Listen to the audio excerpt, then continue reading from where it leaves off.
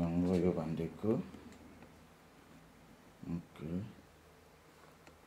À part chaise, tozali lisusu na appareil oyo onde ezali mpona kotelema. Eza komona yango donc etelema. Appareil yango yo. Kota miracle nzamba asali. Tina ndenge ndeko na biso azotambola.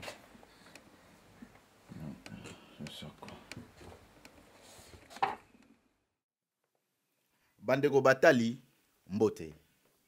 Lelo toye lisusu ko kutana na bino na nzela ya television po ete tomeka kosolola mpe totalisa na biso bana nzambe oyo ezali penza monene ya nzambe. Mpamba te toyebi ke nzambe asungaka kasi oyo tokoyoka na monoko ya mosali ya nzambe na mokolo lelo penza ndeko esiko zali zala penza disposé ya koyamba parole oyo pe témoignage oyo ekobima na mokolo lelo parce que toyoka na biso ba témoignage kasi na mokolo lelo vraiment na senge na bino tolanda témoignage oyo ekowita epai ya ndeko na biso vraiment moto na nzambe topesi yo mbote. Bonjour mon frère. Alors ndeko na nzambe bandeko bazolanda yo ebele bipai binso alors bakoki kosepela toyeba kombo na yo musala nino salaka. Ngai kombo na ngai Didi donc ebele oyebi na comme pasteur Didi Makuka. Mais kombo na nga musu bandeko mususu bakoyebela nga na kombo Didi Mafinga. Oyo nakola na yango pe. Alors naza pasteur tosala musala ya nkolo. Donc bref c'est ça. Alors église nini oyo okambaka po ete bandeko ndenge bazolanda bayeba. Église oyo ngai na kambaka parce que il y a une différence entre le ministère et l'église. Église et bela monango eza building. Ministère eza o nzambe atie kati na moto. Église o ngai na bandaki ko kamba eza la porte de brebis. Église wana porte nango ezalaki fermé, ministère nanga ekangamaki te mais porte église ekangamaki. C'est ça la différence. Mais le ministère continue toujours. Alors nzamba kenaki na ngai ko sala ko kamba Mont Sinaï. Après wana naza ko exercer ministère ka nzamba pesi ngai. Mais la porte de l'église pour le moment est en fonction pendate mais le ministère oya ngai ezo continuer. Ezali ko continuer. Penza merci beaucoup naza sir bandeko toiti ko landa ndenge mosali ya nzambe awiti ko pesa biso sur identité na ye. Alors mosali na nzambe toye ko kutana na yo penza to kotana motuya ya likambo na biso toye ete toyoka témoignage ya makasi oyo nzambe asali kati na yo. Alors bandeko bazolanda yo balingi pena bayeba le long et à large nini penza etungisaki yo ebandaki ndenge nini. Na nyonso na kobondela pe okumisa na nzambe. Nzambe na lola, Dieu d'Abraham, Isaac et Jacob, nous te bénissons. Tu as dit, tu n'es pas un Dieu de mort, tu es le Dieu de vivant. Yango to commission na mokwalo po pesi biso journée alelo. Bisi kabalandi nyonso bakoyoka biso nkolo pambola bango. Disposer tant na bango mitema na bango po te bayoka oyo tokoloba awa papa. Tolongoli nyonso oyo ko distraire bandeko na biso ba occupation oyo eza inutile na kombo na Yesu Masiya. Amen. Amen. Amen. Alors moto na nzambe tozoyoka yo. Merci mes bien-aimés. Na kotanga juste quelques passages moko avant na kota na kati ya message na ngai oyo ya témoignage nzambe asali ngai obe asali biso libota. Na tana livre Philémon chapitre 1 à partir à verset 1. Et le Bible na kotanga na anglais mais yo dans livre français tanga na français. I Paul a prisoner of Christ Jesus, and Timothy, our brother. Philemon, our dear friend and fellow worker. To Aphia, our sister. To Archippus, our fellow soldier. And to the church that meet in your home. To the church that meet in your home. Wana dolo bana Philemon. Grace to you and peace from God, our Father in the Lord Jesus Christ. I always thank my God as I remember you.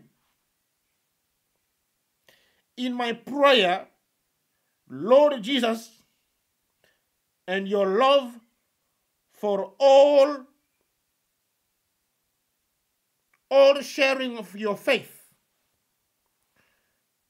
so that you will have a full understanding of every good thing we have in Christ. Your love has given me great joy. Mes bien-aimés, l'amour donne la joie. Paul dit, your love has given me a great joy.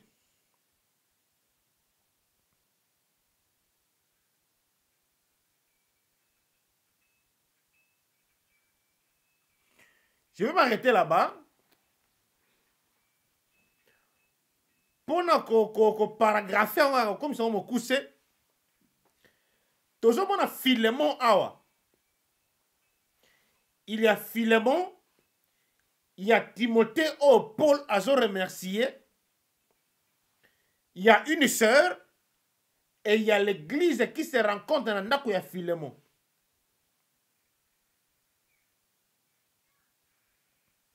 Et il y a un homme qu'on appelle Onésime. Qu'est-ce qui se passe ici? Philemon était un businessman. Mais l'un des voyages de Paul, je vois deuxième ou troisième voyage à Paul missionnaire, à Koutanakina Philemon. Yé abonosa la business na yé, mais kasi Paul a Koutanakina yé a teye maloba na nzambe. Yango Paul bi Philemon fellow worker, compagnon ya musala. Alors, Philemon a un esclave, travailleur, mon abengi, Onésime.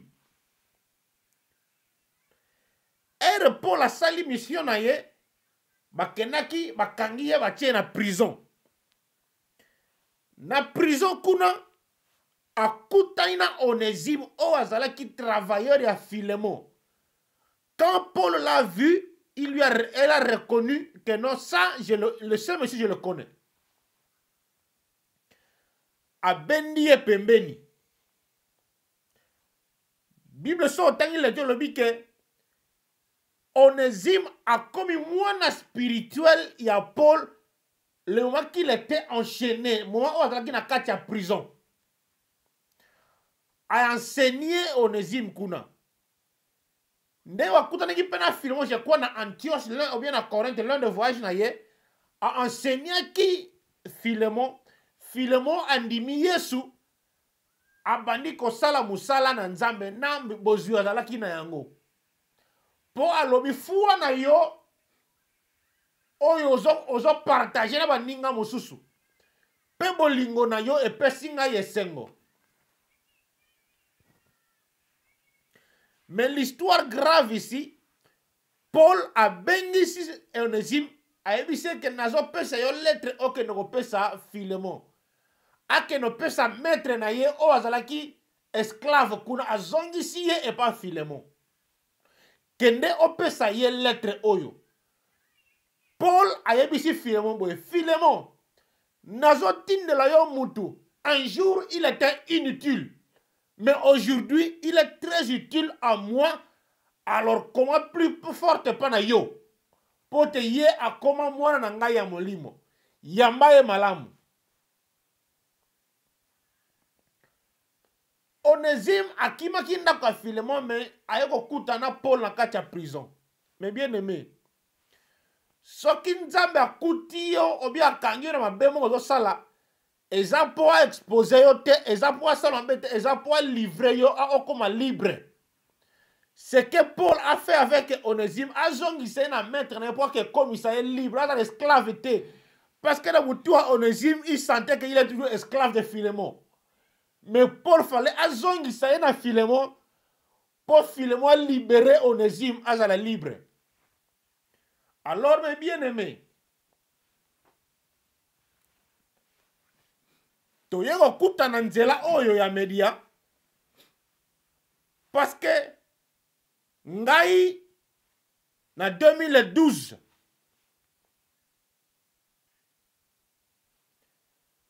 kombo na nga esalamaki bien te, mabe esalemaki, nasalaki mabe na libota na ngai, na bana na nzambe, na communauté congolaise, na ba collègue pasteur, pour na tambolaki malamu te. Kombo na ngai epanganaki na media, alors na kozonga pe na nzela media pote na konsole ba oyo mitema etutisamaki. Pe na senga bolimbisi na ba oyo nyonso balongwaki na nzela bonzambe bazonga. Bande konanga na histoire moko na Esaïe. Il y a un homme qu'on appelle Ézéchias. Nzambe, Ézéchias était malade. Nzambe alobeli le prophète Esaïe kende na ndaku ya Ézéchias. Yebisa ye ke maladi ya zobela wana akokufa na yango. Esaïe akei apesi message ya Nzambe pa Ézéchias. Ézéchias abangi. Esaïe alongwenda kwa Ézéchias. Bielobi Ézéchias a tourné contre mur abandi ko bondela Nzambe alimbisa ye pe asala ye grâce. Nzambe akuta lisusu na Esaïe. Ayebisi Esaïe zonga epa Ézéchias po bondeli na ye na yoki yango. Kende koyebisa ye ke akokufa lisusu te mena bakisi ye 15 ans d'année de plus. Likolo ya oaza nango. Esaïe azongi epa Ézéchias. Pour apesa sous bonne nouvelle wana. Alors, du fait que c'était la voix des médias, oh, et ça là qui est pas dans Nzamba, toyo qui sa comment Nzambe soni, Nzambe pe azongi singa dans nzela ya média pour te apesa proclamation ya paix, paix ya restauration. Na livre ya Marc, ba berger bazalaki libanda bazotala banyama na bango. Ange a quelque pesa bongo message pour la naissance à Jésus-Christ. Mais bien aimé, ange a quitté na gloire a ebisi ba berger. Bobangate, je vous apporte une bonne nouvelle qui vous apportera la joie dans vos cœurs. L'ange almelaki bango mbeto kolala te. Clôture te pour la sécuriser contre ba lion ba ours ba loup, mais il a apporté la bonne nouvelle qui apportera la joie dans le cœur. Il n'y a rien qui dépasse la joie dans le cœur. Parce qu'il y a une différence entre happiness et la joie. Tu peux avoir happiness, il y a un moment, il y a 2 heures, il y a 2 jours, il y a une semaine. Mais la joie, c'est continuel. Pour nous dire, ah, mon kwaliba langa nazalaki na esengo, ozalaki happy juste parce que obalaki. Mais ozalaki na joie te. Mais l'ange a déclaré que je vous apporte la joie. Alors, mes bien-aimés, avant la côte na kati ya témoignage na ngai, nako premièrement, kolo bana bandeko na biso ba congolais bolimbisa na libota na ngai na kombo libota na ngai na mwasi na ngai na bana bolimbisa biso personnel ngai nanu na mabaku oyo na memaki na lenge na tambolaki et tant que pasteur. Je vous demande pardon. Ngana nzambe na ngai tosololaki toyokanaki na mwasi na ngai toyokanaki kimi ezali. Alors je voulais me présenter devant vous à l'occasion de pesa melingai awa pona loba yango.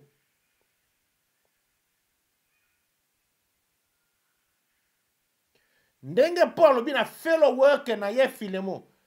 Na le pe na fellow work na ngai ba collègue pasteur. Rebecca Bisoué aza fellow work. Bolimbisa ngai na mabe oyo na memaki pona salir kombo ya Nzambe. Au fin fond de mon cœur, I am sorry.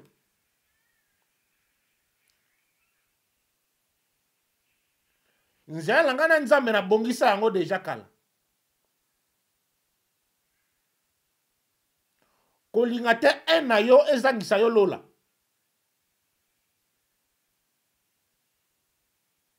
Na limisi pe moto nyonso oyo asalanga mabe aloba mabe pona ngai na oyo na sala na limbisi.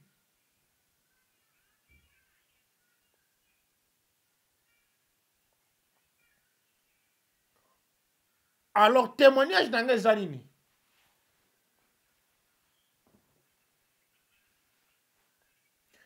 Nzambe amemi biso, quand je parle de biso, libota na nga na nzela moko, y a éducation. Pour éduquer biso, akolisa biso, apesa biso makasi, a préparer biso pour un grand événement, ako sa la biso. Pour na musala na ye.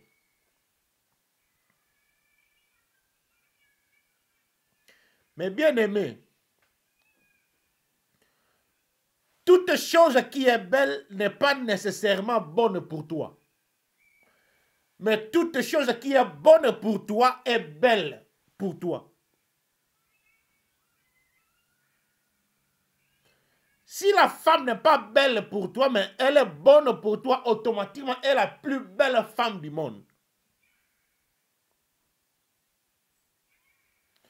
Dans le lobby et l'okowana, po ya des fois to tambola kana misu me bio lobi to tambola misu mo motote ka to tambola par la foi. Na 2016, c'était février le 15. Février le 17. 2017, je m'excuse pour ma confusion ma date. Na koyaki malade. Malade wana koyaki ezalaki AVC. Stroke na anglais.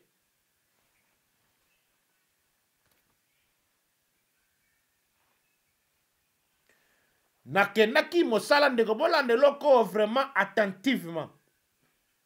Tokoye kolebele ndenge Nzambe asalaka. Normalement na kumbaka pona kende musala. Je travaillais à Coventry. Mais le jour là, Nzambe akangi maboko nanga pona kumba mutuka. Na zwi train na kei musala.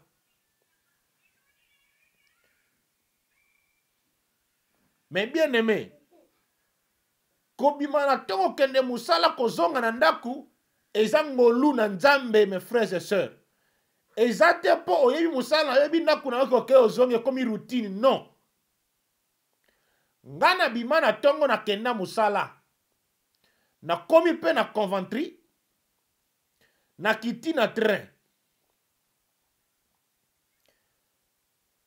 Bisika station train zali. Fale na tambo la muke. Na zwa bus na kende musala. Na kiti pe na train na tamboli. Distance wana entre station train na bus. Na parcours wana na zo tambola mutu moko na sima na komi ko abandi kobelela pasta pasta pasta na ignoré nalobi que vraiment nayebani mingi te na conventre qui peut m'appeler pasteur na mboka oyo na accéléré bapa po ntango ozopusana mpona koma retard te mosala de mort na accéléré bapa de mort mutu wana azomatisa voix na ye e attiré attention na ngai natelemi na baluki ndeko na ngai namoni mundele azobelela alo mundele wana azalaki mundele no, ya propre pete bamindele baclochard balalaka libanda ondele mutu mo apoli mbula alai libanda tout ça les gens de ce genre là et namoni susu ebeninga susu attention na telemi nalobi are you calling me alobi yes I'm calling you ngaki oye kande ngoza wana oyebelanga ndenge nini na telemi bandeko na ngai le monsieur précipitamment aye liboso na ngai ngana tuni ye how are you ayebisinga I'm very good ayebisi aye atuninga how are you sir ngana ayebisi I'm okay but I'm late I'm going to work réponse à muto ayebisi I know you are going to work and you are late ngaki oh ngana tuni how do you know me mundele wana tali ngai na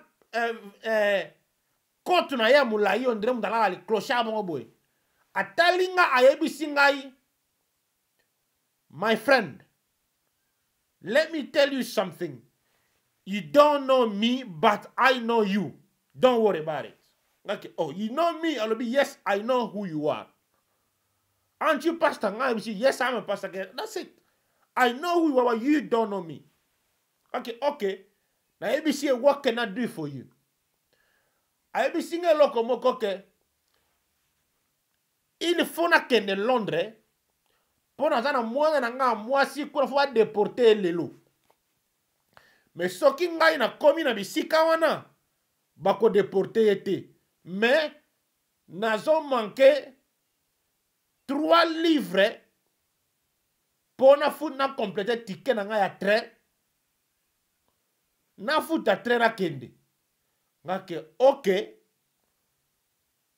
esprit lobi na ngai donne na kotisi loboko na poche mais bien aimé j'avais 4 livres je me souviens encore qui 2 pounds et ces 4 livres bien calculés à lunch na ngai na mutu na ngai mais l'esprit saint m'a dit que Didi donne na zui 4 livres wana na pesi mutu wana mutu azui apesi nga mboto abi thank you very much sir you are a very blessed man abaluki azui mbangu akomokima na contestation entre akei ndeko na ngai nabengi mwasi na nga na telefone mama koko ngake mama yoka makambo ekomeli nga na nzela ke nini tala boye moi je me dis avant de continuer est-ce que au pesaki ngake te na pesaki que c'est bon wana sali malamu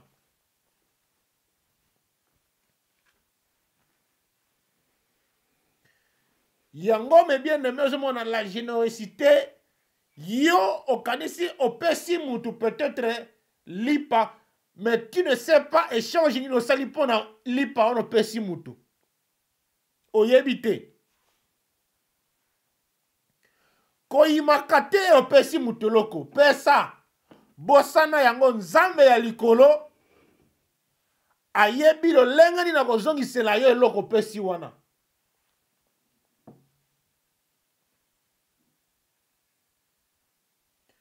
natamboli mpe nazwi bus na ke mosala nakiti na re ya bus wana ezalaki pratique ba 11h ma 11h30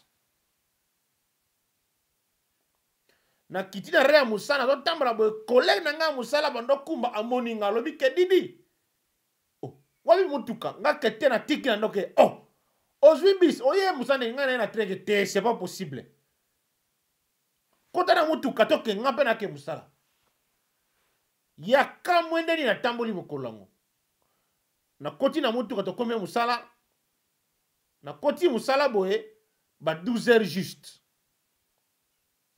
Le même jour là, mes bien-aimés, il y a un rendez-vous na un monsieur, un client, à 14 heures. Na koti na bureau na nga na 12 heures juste. Na vandi na bani ko installer ba computer na meka na cha chauffage que non.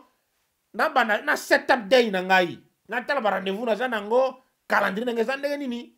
Quoi faire na ni ko benga email ni ko zongisa. Mais bien aimé na 12h05. No qui porte bureau na nge beti koko. Ngake oui, come in. Mutu wana koti ke how are you sir? Ngaka ok.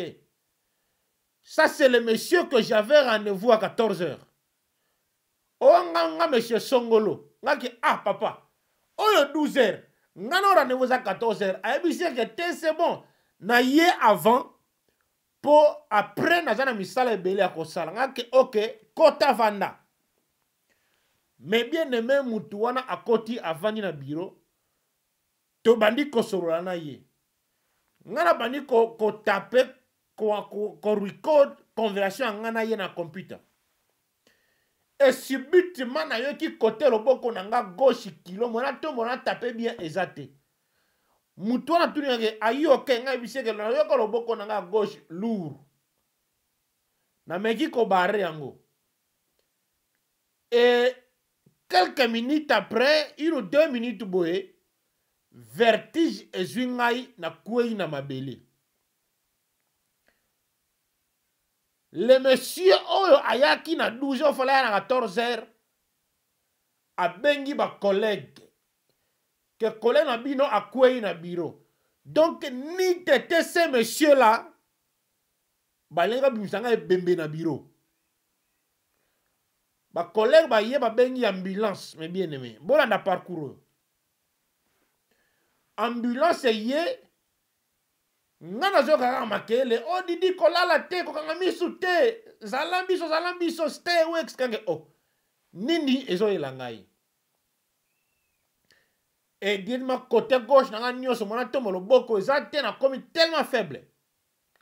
Ambulance ye babandi ko précipiter nga wana ke futo ke l'hôpital no kino na ye wana zo yo ka vraiment musika conversion mazoloba. Nazo mona clair pendate. Mais bien ba kanginga ba ceinture wala ba cote ba tchenga na mbetu ya paramédic wala ba kotinga na ambulance. To keina kati ambulance wana à un moment on dirait conscience na ngai ezongi na kati ambulance. Na fongoli misubo mais bien aimé. Et il y a le monsieur avant na mutu ya mbetu pas avant na kina mutu na ngai avant ya zotalanga na seboy. Et qui était ce monsieur là? C'est le même monsieur on appelle ça 4 livres clochard wana. Avant na mutu ya mbetu na ngai. Abeti nga na tolo ke you will be okay. Okay. Oh. Na ningisi mutu. Conscience zo nga muke. Na fongole misu na moni paramédic. Ngake wapi mutu wa beti nga mbata na tolo awa avandi awa. Paramédic bisa ke te oza na confusion mutu avandi wana te. Ngake te. Na soela mutu azalaki awa. Yo moni ete alobi na nga te na moni ete ngaka na yo toza na kati ya mutuka. Mutu musu azate. Mais bien aimé, c'était la visitation de Dieu lui-même. À cause de l'oka muke na salaki wana. Il me dit, don't worry, you will be okay. Par exemple, il y a calme, donc peut-être mémoire ne comme ça la troublé. Don't worry, ba mutu moko azate kangana na kati ya motuka oyo. Alors, na peur de conscience de sous to kei to komi na hôpital ba kitisi ngai na ambulance to zo kende siko ndenge ba zo kende ndenge ba pine ya betu wana ezo sala brrr esa ndele suko la musanga ngai na tali boye hôpital ah na hôpital ko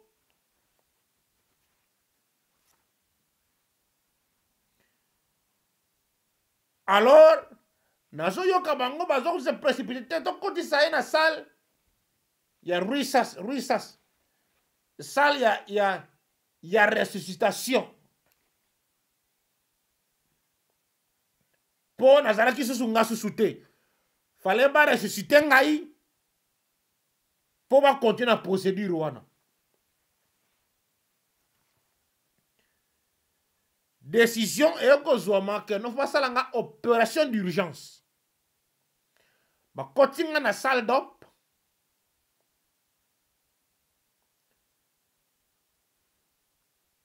Basalinga opération. Après opération, mes bien-aimés, na kota na coma. Yango na je m'excuse na la chapeau pote na bomba pota basala kingai balonga kinga parti ya kan moko po ba kombola makila o epanza kinga na kati pe abimisa pression wana. Bato ebi AVC ba oyo malamu yo nazoloba. Opération et vous mettez pratiquement 7 heures à 8 heures du temps. De 13 heures, tu as une opération 2 heures du matin. Il y a tango. Et vous mettez la kimingi. Maman koko pe mwasi nga eko ya wana bandeko nga mama leki ba ye wana.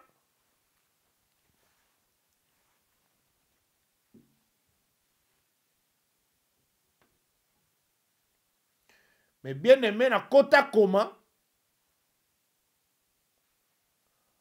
Alors, eloko nini oyo nzambe alakisi ngai na koma wana. Nzambe a permettre que nazala a approfondir ngai pongi. Bande kona ngai. Bien lobi na Genèse 15 à partir du verset 8. La deuxième alliance que Dieu a fait avec Abraham. Première alliance dans Genèse 12. Oh, Nzambe a promettre au robota bana belo aux la père des nations. Dans Genèse 15, 20 ans après Abraham a lembaki a silike Nzambe. Mais aujourd'hui on a la père ya nation, a père des enfants. Na na moi na mon côté. Si ni nazo la kisanga iko na kosani na robota bana. Nzambe lobi OK. Zwelanga 2 nyama ya 3 ans na pigeon moko tongelanga hôtel. Abraham a tongi hôtel. Akati ba nyama kati mais akati pigeon te. Bible elobi boye. Moye kiti Nzambe akwesi molili akotisi Abraham na pongi profond. Parce que Dieu n'a pas voulu que Abraham amona ndeni Nzambe kosala alliance wana na ye. Moto oyo akanga ki pota banyama wana ezalaki moto na Nzambe. Botanga maloba na Nzambe très bien. C'est Dieu lui-même qui a scellé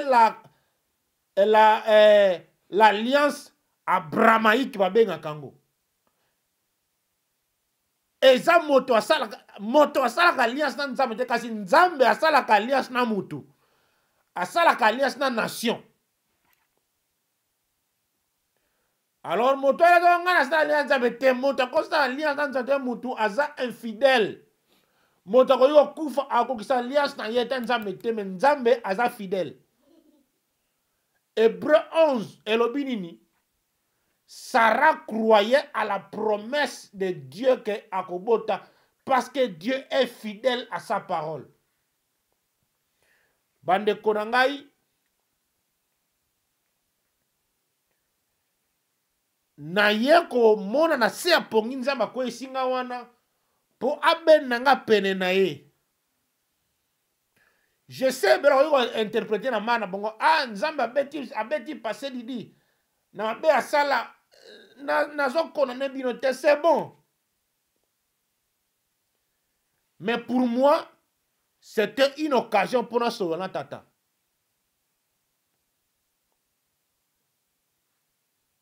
Ezalaki occasion pote nzambe abenga ngai arestore ngai abakisa nga oyo nazangaki na koti na se ya pongi wana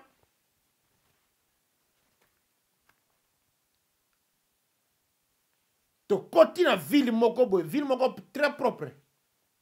Non, c'était un village très propre. Alors, il y a des papiers qui descendaient du ciel. Alors, il y avait un grand kokomoye abetinga na mukonga bisianga landa papier wana simba papier moko.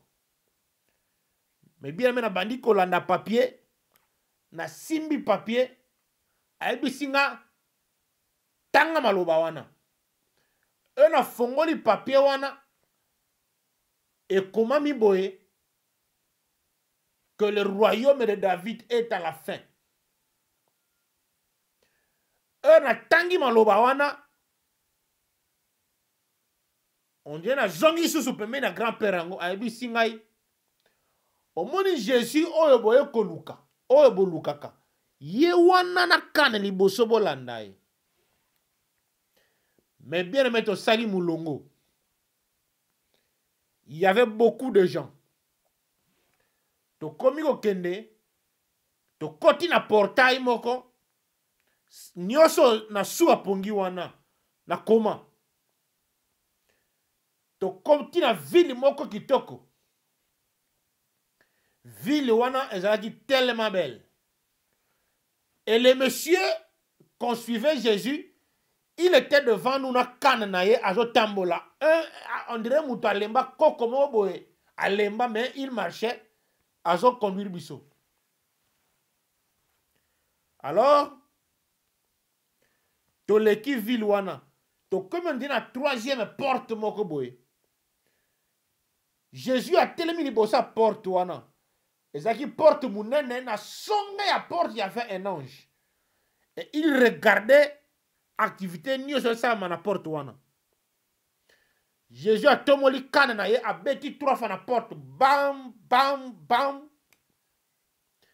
Et l'ange a crié.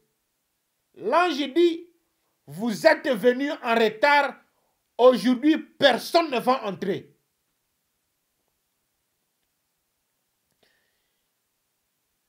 L'homme qui nous conduisait a tomboli kanaye a lobito kenenzela mususu.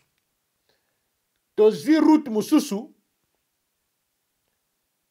Alors route wana esanje tokomo tika cité wana na sima na biso. Totala ngona musika tobuna ka ba projection ba mwinda. Ils ont projeté na ba mur. Tokomi ko tika ngona sima. Alors j'ai commencé à entendre les chansons d'adoration. Adoration na kati ya cité wana terrible. Alors, nayoki mongongo. Ngana telemi. Naebisi grand prêtre wana. Que je m'excuse. J'ai entendu une voix qui chante. La voix qui chante là, c'est la voix de ma femme. Le grand prêtre a eu bâton à betinga na simakingo. Que occupe-toi de tes affaires. Tika ye asala musala na ye. Toi, continue dans nzela na yo. Et j'entendais la voix de ma femme chanter. You are the most high God. Jehovah, you are the most high God. Jehovah, Jehovah, Jehovah,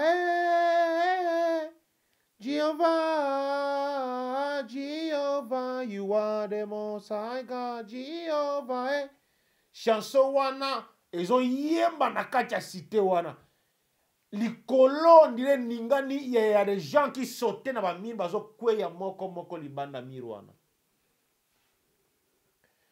Na bandi kotambola, na bandi kotambola ti, na tiki ville wana sima mokongo na ngai, na ye kokoma, na bima na ville wana pona kende nzela na ye laki. Un abîmé village, on a mon qui liboso. Il y avait 3 payotes, 2 à ma gauche, moko à droite nangai. 2 prêtres sont sortis dans 2 payotes à gauche nangai. Babimi, asiminga na loboko. Abisinga my son, come. You are tired. A kotis asiminga na loboko, avani singa na payote. Alobi na ngai boye. Nzela ozokende za mulai vanda omela mai. Mais bien aimé ba vandi singa ba pesinga verre ya mai. Mai wana melaki na mela wana mokilo te. Pio moko donc frigo kuto oyate. Ba pesinga mai na meli.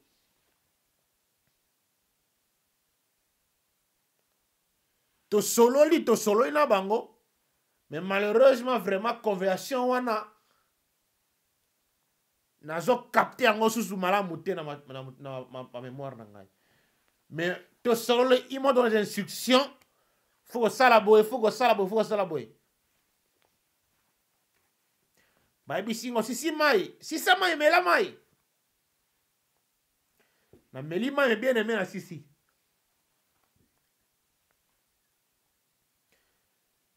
Bimisina libanda payot ayebisinga boy omoni nzela ozo tambola oyo nzela ngo mulai alobi nzela oyo za tout droit kokende gauche te kokota droite te va jusqu'à ce que tu vas arriver et ne regarde plus en arrière. Et bien aimé na seka ka pongi na bandi kotambola et en marchant, on est pas dans l'histoire de Bamboka, l'histoire de Birmingham, des maisons de gens, les sorciers de Birmingham. Birmingham est plein de serpents. Et il me dit, tu vois là où vous habitez? C'est ça venez, serpent venez, belé. Bako suabino.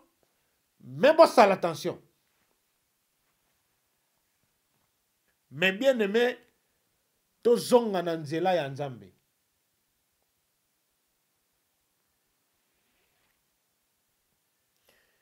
Na bandi ko marcher, na bandi ko tika les 3 pas na simananga et je marchais tout droit.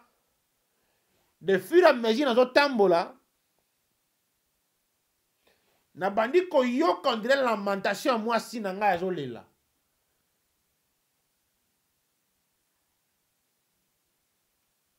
Na lobi ke oh.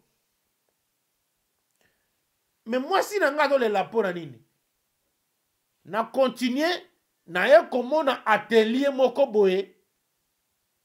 Na koti bisi kawana. Balobi awa bazo reformer yo.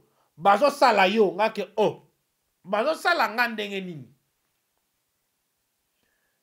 Na moni que j'étais dépiécé.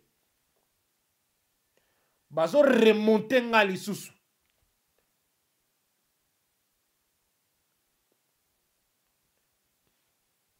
Alors je continue la route.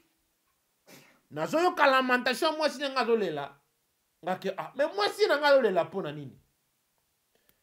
Et par après nazo yo ka maman leki na nga pe azolo ba didi ya azolo ka biso te vraiment azolo ka nga tenga maman na za wa ke oh mais poni maman leki azolo ba bongo sans le savoir je n'étais plus avec eux. Nzambe azwa kinga mais bien j'ai fait 5 jours nazalaki ko paiement artificiellement na machine. Nabo motote.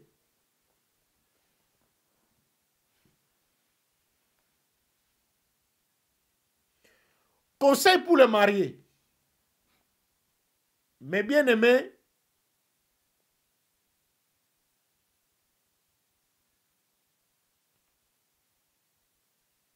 comme je l'ai dit, tout ce qui est belle n'est pas nécessairement bon pour toi. Le moment que tout le monde m'avait abandonné, mais ma femme Coco, Je bénis Dieu pour elle. Pota tchaki wana pona tina. Azalaki na motu mbetu na ngai jour et nuit. Tozala bana mike na ndako. Akotika bana ndako bango moko mike. Mais akozwa train tongo akoza agara Coventry. Aza kobondela.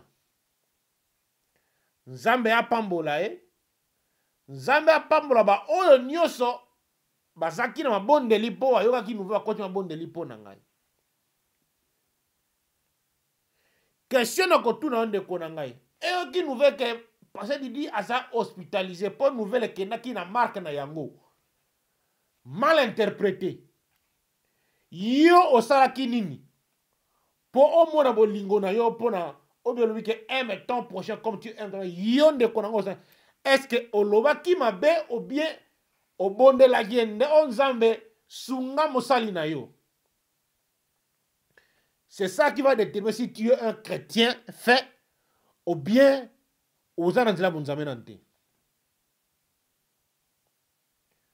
cette femme Coco Oyo, elle m'a soutenu dans des temps difficiles même. Oh, Ebele va abandonner. Balobito kokate. Mais elle était là pour moi. Elle a prié. Elle a dit à Dieu quelque chose que Dieu, tu as dit que deux deviendront un. Wana eza secret na yo. Nga bomoko na nga na zo pe ma vivant. Bomoko na musu yo na lali wana zo pe mate. Na sengi yo nzambe o transmettre bomoko na nga na tikali yo ezo na kati mobile na ngai. Tozo nga bomoko. Sa prière, Dieu a yoka kiango. Mais bien aimé, vous savez, il y a un moment dans la vie que tu ne seras pas capable même de prier. Ngazaki na comment, ngazaki na capacité à kobonde la nzambe te. Poison isanga na bomoy. Mais livre Apocalypse lobi boye. Que nos prières et kendaka na ba vase oyo ba 24 vierges ba 6000 boso trône nzambe. Alors basala ni batiaka à 100 po et parfumé trône ya nzambe. Libonde li oyo asalaki ezalaki ya 100 ekei ko kweya na bolo moko bien na coupe moko ya l'un de 24 ya simbaki ebimisi milinga mabonde langa ona bondela e parfumé trône ya nzambe nzambe ki solo alobi ke oyo za solo mwana na ngai à réagir. Le temps nous est peu. Lobi na enseigné na bandeko na ngai on a bien ba guerrier en kriba soldat oyo Paul lobi. My fellow soldiers, tozo bunda bitumba molimo toujours. Na lobi eloko moko ça c'est pour le Congo. Que Congo ce n'est pas un problème la président non. C'est un problème spirituel. Il y a des hôtels qui ont été construits des années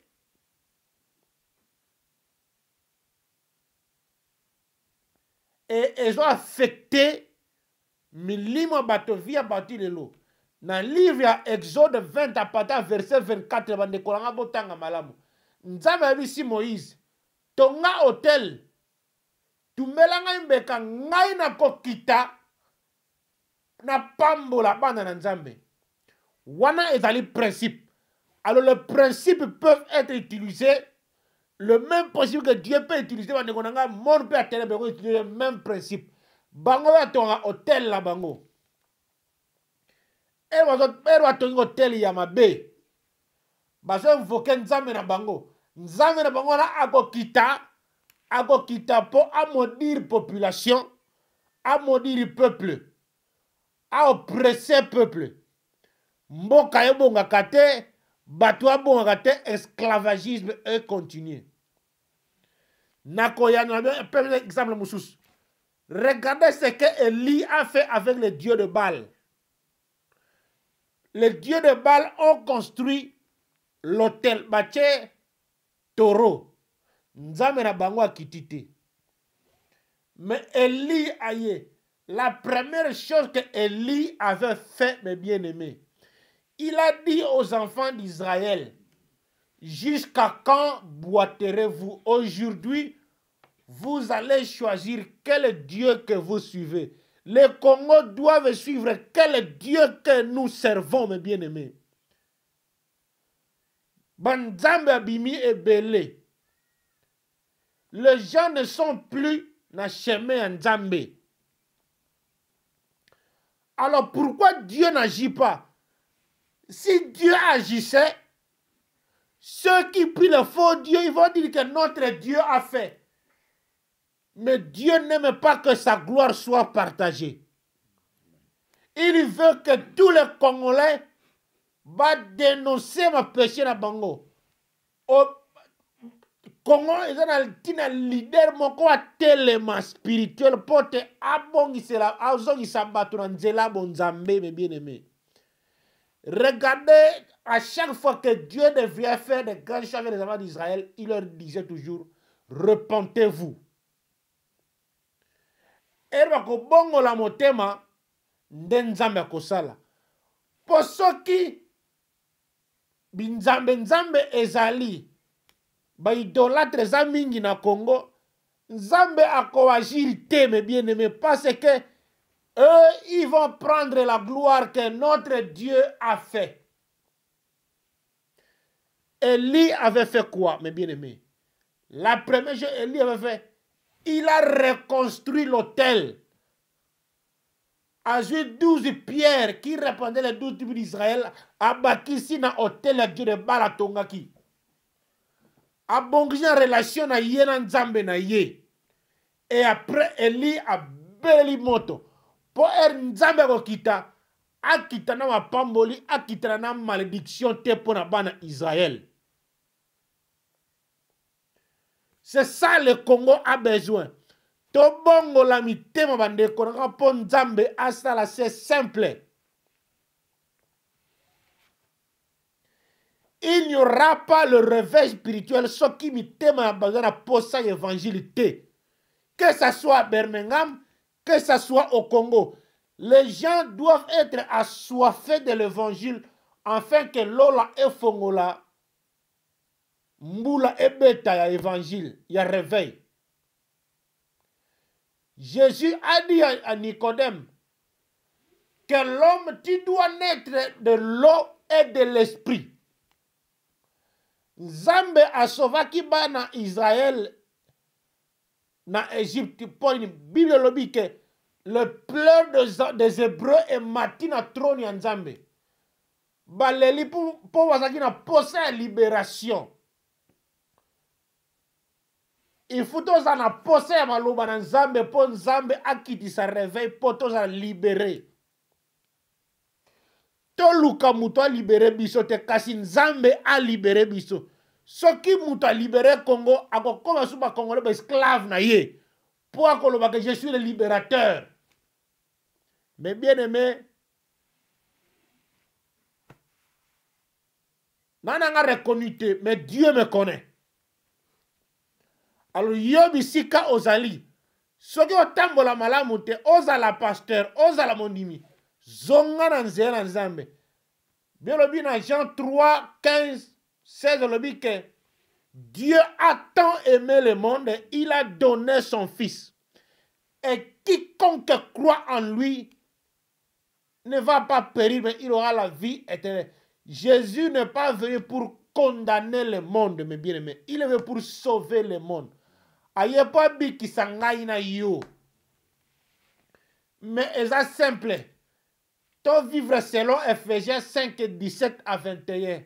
Et lobby, les résultats de la chair, ils appellent les fruits de l'esprit ezali. To vivre selon le résultat de la chair, pour eza ekobo ko fingana ko iba ko inana. Mais to vivre selon les fruits de l'esprit, o ezali bolingo, patience, o eza bonzambe. Mais bien aimé, na zongi na témoignage mouké pour que négocie ça. Na vanda na machine eza ko faire respirer ngai. Soki mutu moko alega simba ka singa moko bia kanga interrupteur. Lelo elingeza la histoire. Kasi nzambe o akangaki monoko ya lion pona Daniel. Po alia yete. Akangaki pe maboko pe makolo ya ba docteur pe ba infirmier po ba kata courant pour ngana vivre. Ce n'était pas moi, c'est Dieu qui a voulu. Je suis revenu pour amener encore l'évangile et l'évangile vrai. Totika ba distraction inutile. To bongo la mitema to zonga na nzela bonzambe bandeko na ngai. Masanga kindumba ba fete ya pama ekosala eloko moko te ekomema yo na lola te. Jésus revient bientôt. Bokotu na me église eza wapito ya te na kopesa bino isomo na Bible bandeko na ngai. Il y a deux événements qui se passent dans la Bible, mais deux résultats différents. Même ange, même message. Tout ça dans l'histoire de Marie, maman de Jésus. Tout ça dans l'histoire de Zacharie, na Elisabeth, papa na maman de Jean-Baptiste. L'ange est apparu à Zacharie.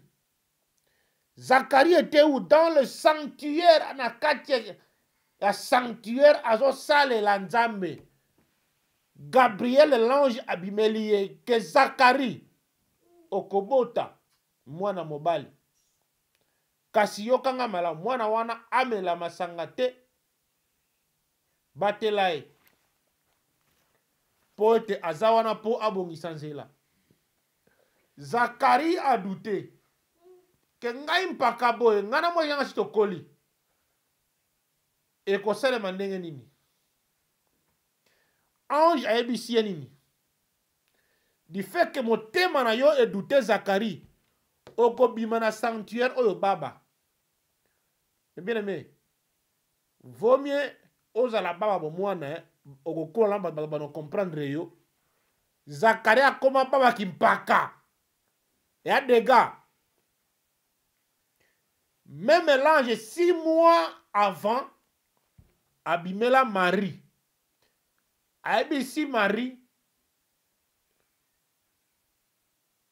Marie, kobanga tenga na ye ko peso message. Okobota. Okobota mwana mobali. Akosove mokili. Marie alobi nini? Marie douta kite. Alobi ke volonté na yo esalema. Mais tala bisika les deux bateaux bazalaki moko azalaki na kati ya sanctuaire d'église supposons moko azalaki na ndaku na ye mais o azalaki na église abimi baba mais o azalaki na ndaku mapamoli ezwi ye pe aboti mwana.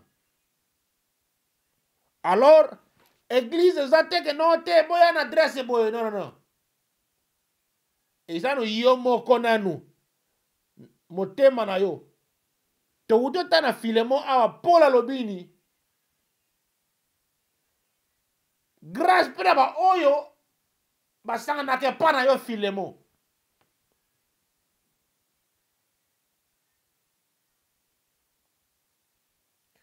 Donc nous sommes là. Soko na tia libondeli.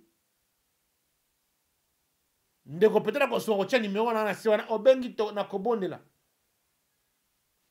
Mais na ligi wa pele ya babasi te wa jeune fille to na ne m'appelle pas. Numéro moi si na pe ko za na so za na tina ko yoka conseil ko ben ape moi si na ko so na yo. Ko ben nga te o te yaka na ko pa bondela po na na ko ya te. Pour la ligi wa bêtise wana te. Je le parle ouvertement bo limbi sanga mais il faut qu'il y ait des principes dans ma kambusus. Na ko na obondela po na yo koma oh yake pa na ngai na ligi wa bêtise wana te. Yo mwana mwasi ko benga numéro na ngai te. Benga mwasi na ngai. Oko sona ye soki eza nese na intervenir. Toko yana ye toko intervenir. O paleka alambeli yo na kolia pete. Ye alambela ngaki koleka yo. Ye banga alamba koleka. Na liaka très bien na ndako na ngai. Yana longo mote yo ko sala po oleka ete po aza bonne pour moi, elle est belle. Po aza malamu po na ngai. O e peut-être ya ndirisi yo ko ndisi rango te.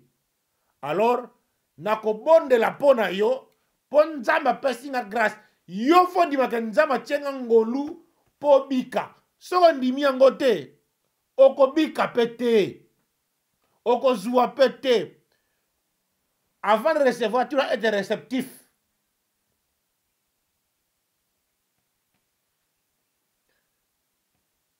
Alors, mes bien-aimés, 5e jour, na ye kozonga, na kibo moto na ngai, na tali mwasi na na tali mama leki na ngai, triste, mawa mingi. Nzambe alakisinga ebele, atangisinga ebele, posa ya évangile eza mingi kati na motema na ngai. Ezoko pela moto. Kasi nzambe lobi batu baza ready te. Mitema ya batu baza ready te. Mais bien aimé bozala ready pona maloba na nzambe.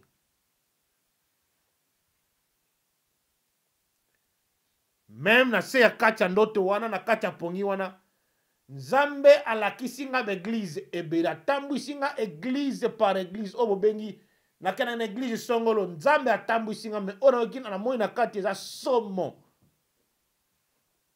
na koyebisa bino yango nzambe akotisika na église moko na otanga pe komo nango te me na yebi akotisaka na 12 églises 12 mais bien aimé na koti na église ya liboso mesa etandami bondre ezaki on dirait bazo sala fête ya mariage ba étaler fête bien ba mesa bien liboso na kiti mais ba kiti pa ba tu vas vendre ezaki renverser désordre mingi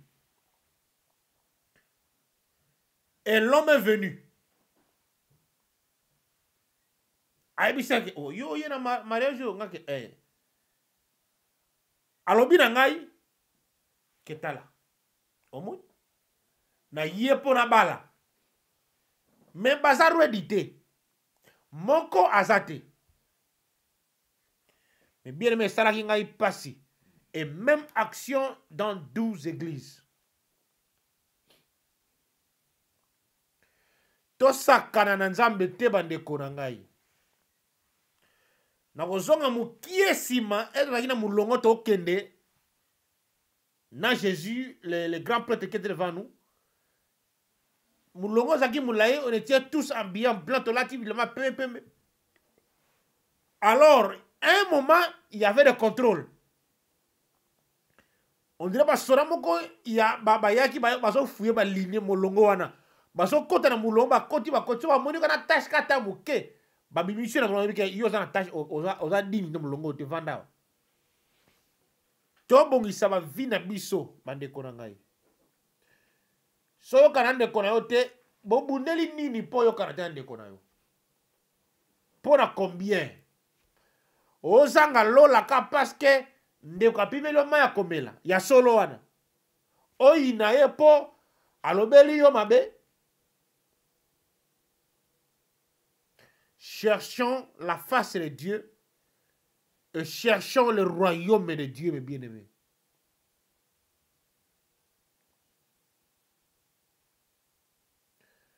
Nazana kanda nanga eza yako bimisa évangile o nazana ngo po batu bazonga na nzela bonzambe.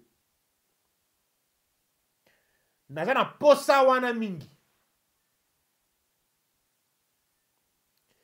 Yo pesa na posa sofa na koyoka maloba na nzambe.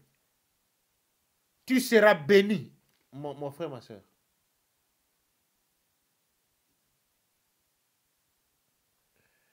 Élie a dit aux enfants d'Israël, jusqu'à quand boko boité, ou soit boponi nzambe à Baal, ou soit boponi nzambe à Israël. Lelo boko pona, lobite lelo boko pona. Pour te continuer à vivre boité, bien aimé.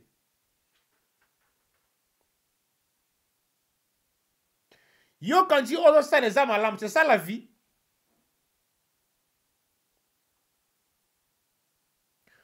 Wana eza vite. Vie eza ndele singa ya molai. Mais yo ozo concentré peut-être na moi première partie ya singa wana. Otanga ozo musala obala ozo anda kuovanda. Pona yo vie esili ebongo singa nyonso wana molai wana. Otiki yango pona nini? Pona nani? Il y a la vie éternelle. Tozo exploiter monde spirituel na bisoté. Dans 1 Corinthiens, on dit que Dieu nous a bénis de toutes sortes de bénédictions dans le monde spirituel. Il y a des hôtels qu'on a construits contre ta vie, contre toi, que toi tu ne sais même pas. Mais okoye bandeni soko zana non légité. Yo kama loba na nzambe. Oya botel ni ne tongami contre yo. Botel la sécheresse. Botel la pauvreté. Botel la sorcellerie. Alors quels sont des signes? Zambe ala kisinga makambele. Même des gens qui étaient tout autour de nous ou de moi et ma famille. Mitema na bango Zambe a révélé nga mais je vous aime et je vous pardonne. Nana tina ya komema kilo ya pasi wana tina motema na nga na limbisi bino. Ngana mwasi na nga to limbisi bino. Oloba ki mabe tika Nzambe ya pambola yo. Tozana tan wana te. Eh bien, j'ai lu un livre, hein? Je crois en 2011 ou 12, quelque chose comme ça. Le jeune homme là, oh, à côté qui n'a arme en Amérique, ou bon, qui va chrétien église.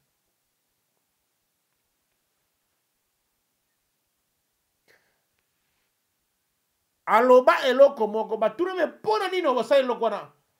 Oboye ba nuara lobi kete. Posa na ngai ezalaka na bomaka ba noir.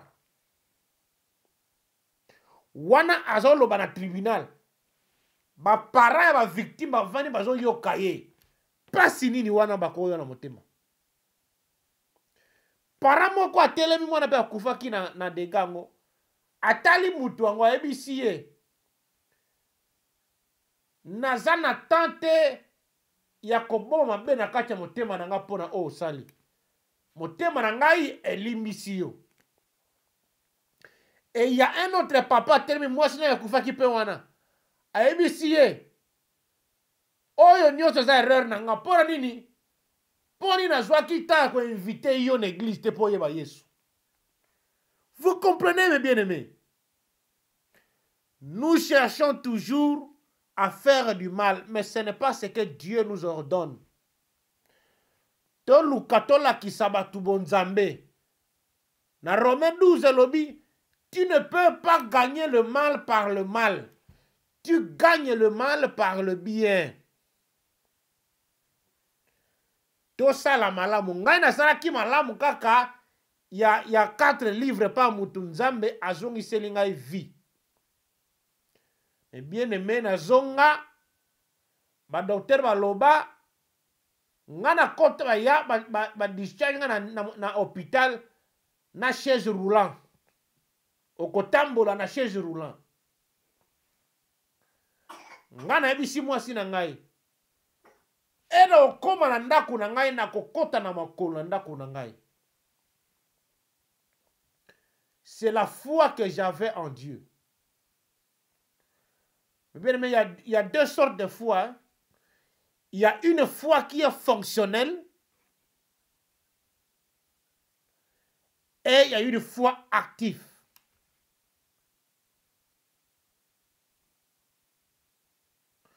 foi fonctionne les anines. Et ça que oyebi que oza maladi, oyebi que oh, mais réalité ça que oui na kotambola te, mais oza na foi fonctionne que na kotelema na kotambola et ko fonctionner. Jésus a kota na temple moko, azobikisa mutu na jour ya sabbat. Abikisi mutu wana atelemi. Jésus a tali batu na temple ayebisi mutu moko yo yaka. Tena bisiko ozali. Mutu wana tema bi tomba loboko na yo. Atomba loboko na yo ndire à gauche. Jésus dit que tétété na gana loboko à gauche, bimisa loboko à droite tombola yango. Et mutu wana tomba bimisa loboko à droite, nzoka ne loboko na zakina défaut. Et kangama likofi. C'est ça l'impression de nous les chrétiens congolais dans l'église. Ozana mabe, mais otia obombi yango na poche po bikate. Mais Jésus azana tina yo bimisa mabe na yo wana po bika. Mutu na bimisi loboko na ye mabe na poche wana abio lobi tombo loboko lobo ni ko misapi ko fongoma. La foi fonctionnelle. Misapi na ye ko mi ko fongoma. Tozo que ne l'église on dit toza ba santu, mon bien-aimé toza ba santu te. Il faut yomoko reconnaître yango po bika. Si on reconnaître yango te ko bika peut ko tient li sumo na pe ko li felo. Li felo eza histoire moko po été inventée, c'est une réalité mes bien-aimés. Tambola tout droit, to lwa ko tambola droit. Kotaka te. Un pied dedans, moko libanda. Musala ko mabala ya batu. Ko bebi sa friendship ya batu. Lukande nzambe asunga yonde konangai.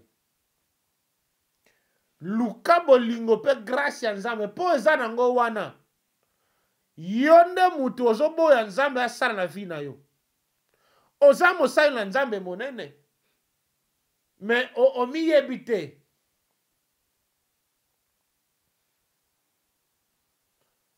Nous sommes là pour t'encourager. Jésus a dit, il y aura qu'un seul troupeau et un seul berger. Toyo kamongongo berger, tolandae. Nzambe asalinga grâce, peut-être grâce on a vu yo, peut-être so za yo peut-être on a grâce on a te. Kasi nzambe asalinga grâce. Atangisinga ebele. Ndeko na nga na zona ndako na lala boye. Bazo latisanga toge. Bachanga Bible na mutu. Alors eza poto loba na nzambe.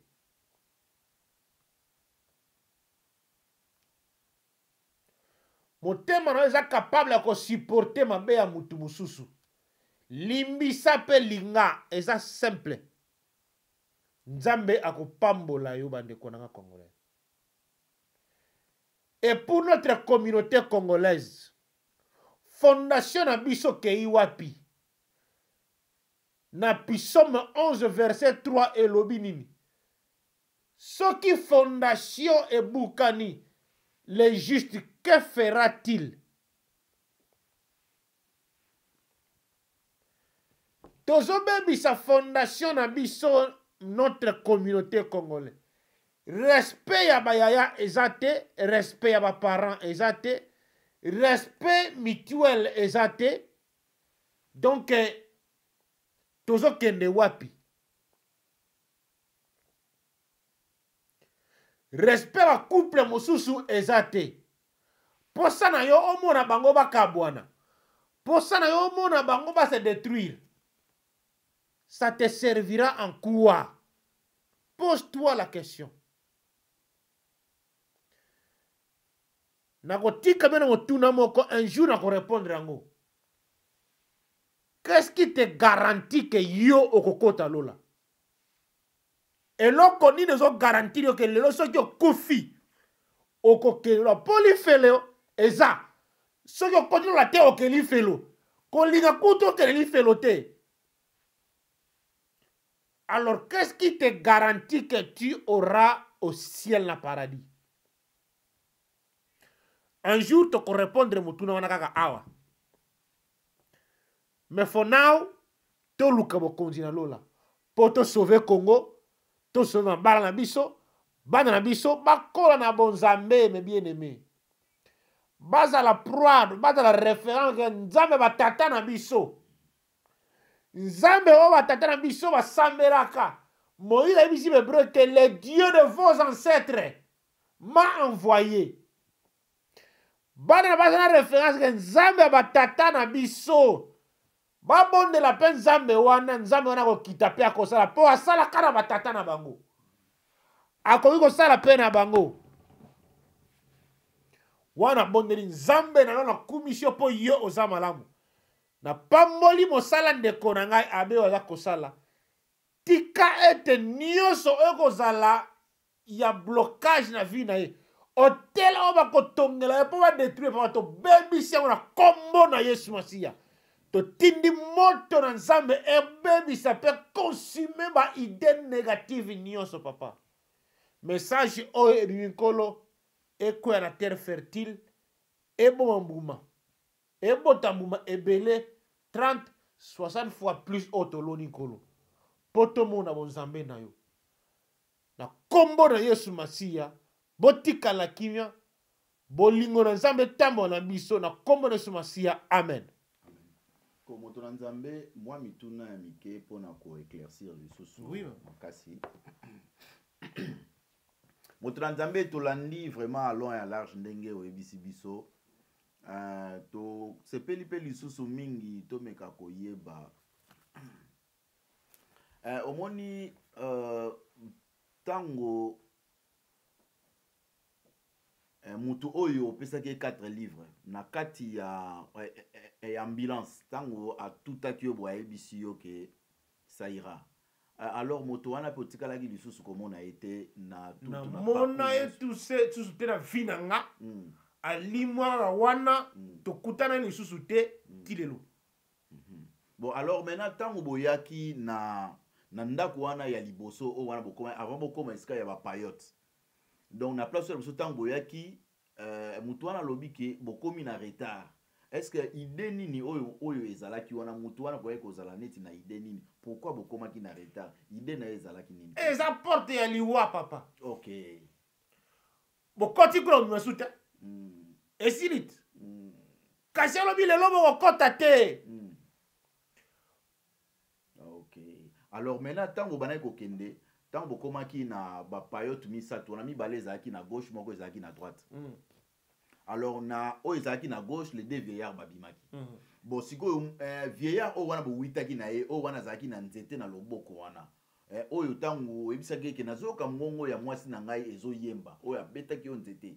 Alors maintenant bokomaki mena na et pas ba deux vieillards o wana bayaki kobima na deux payote wana bongo vieillard mususu wana azalaki wapi. Wana era beta inga nzete na siango tu wana. Du fait na balwaki te pona tala lisusu pona bono talete. Ali ali tammi la selongi na ye. Voilà. Na mona ye lisute. Ya la sika bokende kaka portail ya village bima bokende ka tout droit. Voilà alors nzela yango ndenge mupandi boye batu mupanzela penza ndenge zalaka. Banzela ba veni tailler pelouse vert kitoko. Village bon papa poto zate. Olangu to vana na poto te. Popo ya salité. Donc bandaku pe ou bien bandaku kitoko batu pe bazomona batu bazotambola batu bazomona oh papa basiko batu ngo ko identifier bango te non batu ka normal batu habillé en blanc tout en blanc et il marchait mais il y avait des couleurs mixtes hein. Il y avait le blanc il y avait le noir il y avait des couleurs mixtes ba nation belé. Voilà. Bon alors Mexico yo tango Nzambe abanaki ko tambusa yo meno ya komona na l'église ozokota na l'église partout ozomona bongo na ndaku na yo mo pe est-ce que yaki pe okota na ndaku Alex ndaku na ngai na mona ki mwasi na nga za kolela mwasi na ngai ye ngai bisie ke pona nini lobe vana ki na mbeto zolela alobi ke oyebi ndeni yake te namonaki yo ololela papa nga nazalaki na conventry namoni mwana mabeli ekomela mwana na ngai ya mwasi ya moke nga nayebisi ye mpo mabe ezalaki nini mwana ava na likolo ya escalier molimo moko etindika ya kweya na escalier akufa nga nabengi ye nayebisi mama oyo wana mwa conscient pene ezongi nga bien nayebisi ye Uriel aza wapi na mita oyo oyo te aza na ndako yake avandi wapi oyo avandi na escalier yake longola ye na escalier wana maintenant alongoli na escalier mposo alongola ye te il y avait un esprit mpo etindika ye akoya mokolo ya mama baye mwasi na nga baye lisusu donc baye kuna na hôpital baye hôpital lisusu kotala ngai balingaki bakende bademane na mama leki na ngai na mobali na bazonga Birmingham nayebisi bango bokende te mpo accident moko eza na nzela poso boke bobima yango te bavanda na mbeto na ngai wana ti ine na première mission bokokende donc botango ese bango et batiaki mpe mwa tembe te batia matata biso batia matata te batiaki mobala maleke tokende ngake bokende te bakoli mpe na motuka bakei kobi obimi na hôpital boye avant bakota moto we ye libumu mpasi esali ye so bazalaki oblige bakota na service moko kaka wana noki mpo ase soulage mpo azala mpe à l'aise kande bakotaki na service wana jonction oyo elandi wana grand accident esalama donc soki bango bakontinuaka donc balinga kota na accident wana me nzambe abikisaki bango totiaka tembe na nzambe te nzambe alakisaka mpe tomonaka voilà sikoyo awa sikoyo na Birmingham ntango nzambe abandi kotambusa yo na kati ya ba donc en fait likolo ya Birmingham omonaki yango ndenge nini eza na bato bakufaki prématuré fallait pas donc awa na Birmingham il y a des morts qui se sont fait prématurés il fallait pas et bato bakufi si avec quelqu'un un homme de Dieu il fallait comme bisika na bonde la balinga lamuka pour mi livre vous quelque part nzo zalaki fallait ba bien esprit on est zone na nzoto wana parce que tout le monde qui na Birmingham pena mikolo les cas qui tozaki pena donc ouais c'était ba mort prématuré ezaki tanzambe te bato bakokisaki tana bakonte na chama kilo en tout cas pour mutu na mutu wana tanzana pesi ya ko vivre voilà ba mort ezaki prématurément be eliaki ba nyoka bazaki be ba nyoka bazo suwa bato ba tika ba vena kacha bato vena ya ko yina vene ya koboma mutu vene ya kosala mutu mabe vene ya donc bavene moko mabe on était plein ya ba snake en tout cas vraiment penza merci naza sir tolandi biso nyonso tu penza bandeko omoni tango yango oyo déjà esengeli na biso kobongola motema mpe koyamba Yesu lokola mokonzi mpe mobikisi na biso vraiment c'est très important alors papa nanga po tokoma bongo na suka na kosenga opesi conseil nini epai ya ba collègue na yo ba pasteur parce que ezali bango nde bazali kokumba biso ba brebis est-ce que moi conseil moko oyo koki kopesa na bango na nyonso oyo yelaki yo collègue na bango nalobi mpo na communauté congolaise nalobi mpo na mabala nalobi nakoloba mpo na ba collègue pasteur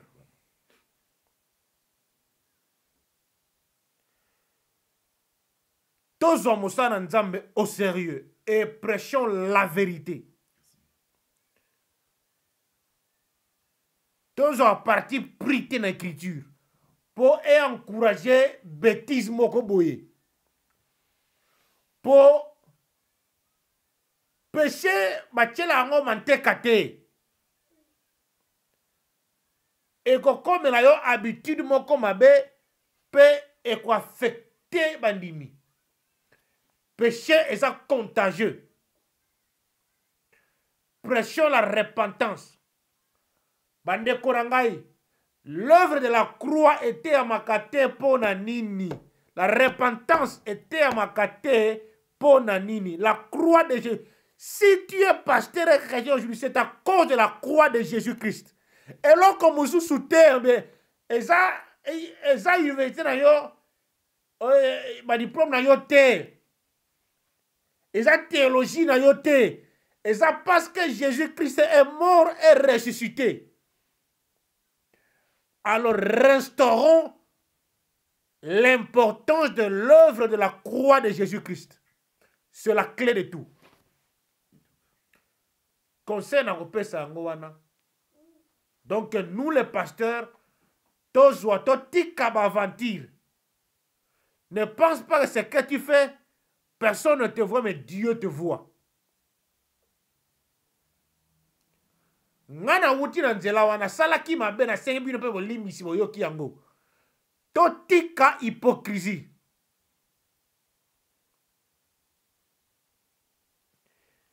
Et ma pomme me la yinga na 2012. Tous les pasteurs, que Dieu bénisse le pasteur Ongono. Lui, il m'a reçu dans son église. Na kena koteya, na vanda wana, na yoka, na sala musala nzambe wana, que Dieu a pambola. Mais ba pasteur bolingo ezala, il n'y a pas l'amour. Vous pensez, tu penses que toi tu es saint? Vraiment? Namba na koloba. Toka ngamisakat. Alors pour la respect na bolingo nzambe na koloba te. Mais ce qu'on lingi na koya pe na église pe na koloba. Pe ko mona ngo.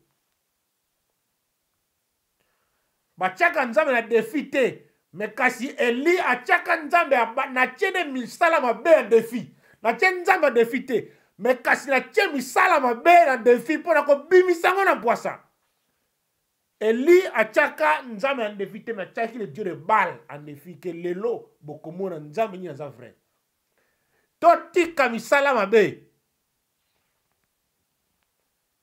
Totika misala mabe tolanda nzela ya nzambe bandeko na ngai.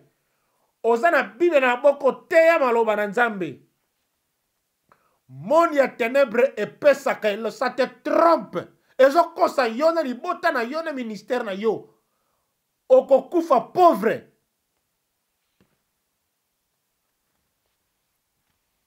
Totika aventure nzambe azomona. Azopesa biso yo chance, mais le temps est prêt.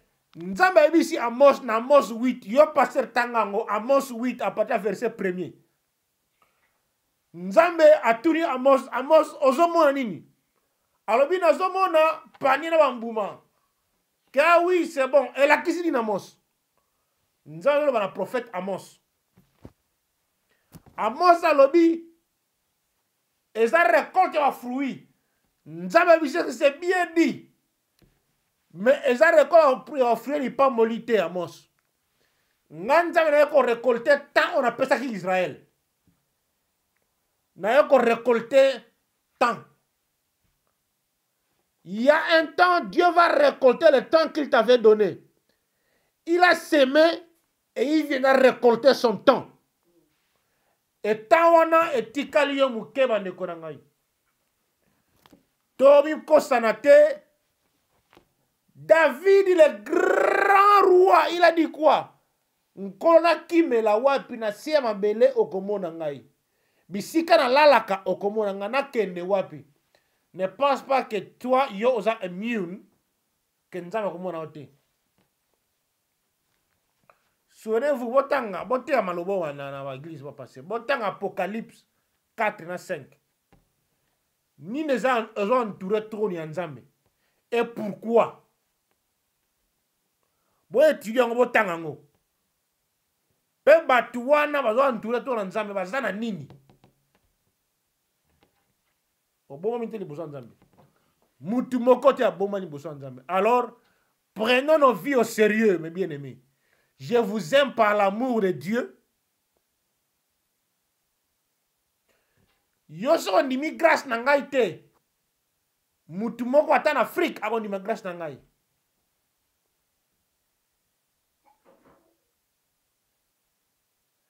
Ngana nzambe shelo mo abise didi. Tika batu ba ye par révélation. Jésus ba par révélation. Il a demandé à ses disciples, qu'est-ce que vous pensez que les gens disent pour qui je suis? Balobi eza Eli, oza Jean-Baptiste boy. A tout moment et vous. Que faites ce que vous pensez. Pierre a dit que tu es le Messie, le Fils de Dieu. Jésus a dit, Pierre, ce n'est pas le sang et la chair qui t'a révélé Jésus, mais c'est le Père qui est au ciel qui t'a révélé. Si on a connecté à Ngai, Nzambe a révélé qui je suis. Connecté à Ngai par révélation. Quoi est-ce que mototé? Quoi est-ce que na butute poko zo moto na yo? Ngana yo na moi. Na maloba na Nzambe. Nzambe appelle ça le Père qui donne la vie. Ce qui a joué na tubi yo okufa. Mais epé Nzambe appelle ça biso na tubi yo kozwa vie. C'est ça la différence. Quoi est-ce que na butute? Merci beaucoup. Merci Pena Mosal Nanzambe Tolandio. Merci Penza Mosal Nanzambe. Penza ezali esengo mingi bana Nanzambe. Ndeko nyonso oyo azali na posa ya ko contacter pasteur. Un numéro à BTV azali ko faire défiler yango anase. Contacter pasteur. Un peu numéro pe ya mama na biso Koko. Ezali pe awa o contacter maman vraiment ndenge pasteur alobi donc tolanda ndenge ndeko na biso asengeli penza o contacter bango pour na prière pasteur akosunga yo pena na ndenge nyonso tu oyo ekoki penza. Merci beaucoup. Toko yamba lisusu pasteur na mokolo mosusu mpona mateya mosusu oyo mena ekosunga biso bana Nzambe parce que lelo awiti kotalisa biso témoignage mpe alakisi biso ndenge nini tokoki kovivre mpo ete tozala malamu. Alors mikolo ekoya mena tokozwa mena mateya pase ya koteya biso mpo ete biso bana na Nzambe mpenza tokangolama. Vraiment pasteur, merci beaucoup. Tika ete Nzambe apambola yo nayebi te liloba nini olingi kobakisa oyo a BTV atuni yo te soki ezali. Non, bah merci vraiment pour la occasion pe opportunité. Nzambe apambola nde yo. Pour ozo peta o eza plateforme. Merci. O ko atteindre batu pe ebele. Ba o ba moi ba jeu ngo ba partager pour moninga azala azwa pe loko. Quand ba les preuves mona ki non bile izena quand ba ko yebisa batu nyonso. Pour nzale kota ki na Israël. Kasi ba le preuve va découvrir que non ba syrien ba kimaki ba tiki bile na ba tante na bango. Ba bomba ki ngo pona bango mo côté. Na 2 rois 7. Bakeko yebi samboka mobimba na barua ke boya lobi koto yo bilei ezali. Et ça bonne nouvelle. Bonne nouvelle eza pona mutu nyonso. Eza pona yote yo wana kiti na yote. Eza po benga moninga yebisa moninga yoka liloba oyo. Yoka makamba minene oyo Nzambe za kosala. E Nzambe aza Nzambe ka Ancien Testament. Aza Nzambe na yo, benga na kombo ke Nzambe na yo. Pe akosala. Vraiment, mon frère, merci. beaucoup. En tout cas, Ok, merci.